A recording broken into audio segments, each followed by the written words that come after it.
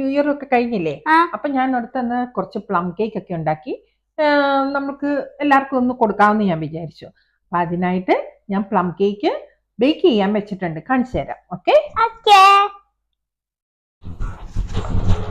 കണ്ടോ എത്ര കേക്കാ നമ്മൾ ഉണ്ടാക്കിയേക്കുന്നതെന്ന് നോക്കിക്കേ. വാവ്, സൂപ്പർ. ഞാനും വേണം ടേസ്റ്റ്.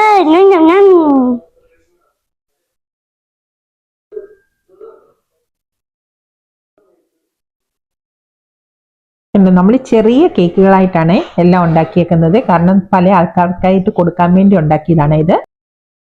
ഞാൻ ഇതിന്റെ റെസിപ്പി ഇടാത്തതെന്ന് പറഞ്ഞാൽ നമ്മളിപ്പോൾ ഫേസ്ബുക്കും യൂട്യൂബും എല്ലാം തുറക്കുമ്പോൾ കാണുന്നത് കേക്കുകൾ ഉണ്ടാക്കുന്നതിനെ കുറിച്ചാണ്. അപ്പം പിന്നെ ഞാനിവിടെ ചെയ്തത് ഒരു റിപ്പീറ്റ് ആയിട്ട് കണ്ട് നിങ്ങൾക്ക് ബോർ അടിക്കണ്ടല്ലോ എന്ന് വിചാരിച്ചിട്ടാണ് കേട്ടോ.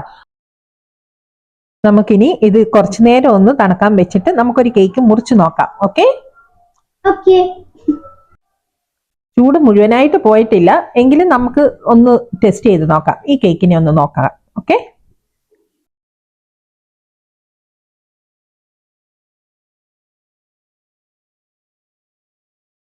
കണ്ടോ നമ്മുടെ കേക്ക് ഒട്ടിപ്പിടിക്കാതെ അടിവശമൊക്കെ നല്ലതായിട്ട് ബേക്കായിട്ട് വന്നിട്ടുണ്ട്. കണ്ടോ, നല്ല പെർഫെക്റ്റ് ആയിട്ട് തോന്നുന്നു. ഇനി നമുക്കൊന്ന് മുറിച്ചുകൂടെ നോക്കാം എങ്ങനെയുണ്ടെന്ന്. അകം വെന്തോന്നും അറിയണ്ടേ.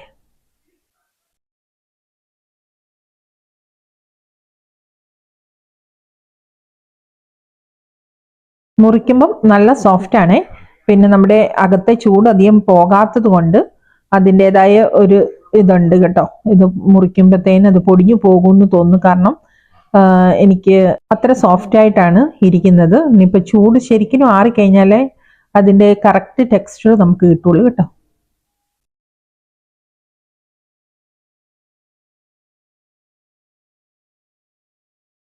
കണ്ടോ, നന്നായിട്ട് വന്നിട്ടുണ്ട് കേട്ടോ. നമ്മുടെ കളറും ഒരു പ്ലം കേക്കിന്റെ കളറൊക്കെ വന്നിട്ടുണ്ട്.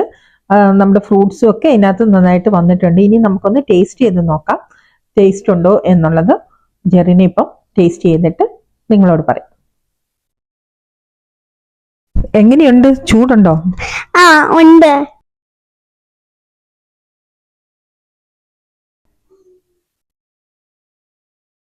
കൊള്ളാവോ? Super. Thank you mummy, good job. ഞങ്ങളുടെ കേക്ക് ഇഷ്ടപ്പെട്ടാൽ ലൈക്ക് ചെയ്യാൻ മറക്കരുത്. Thank you.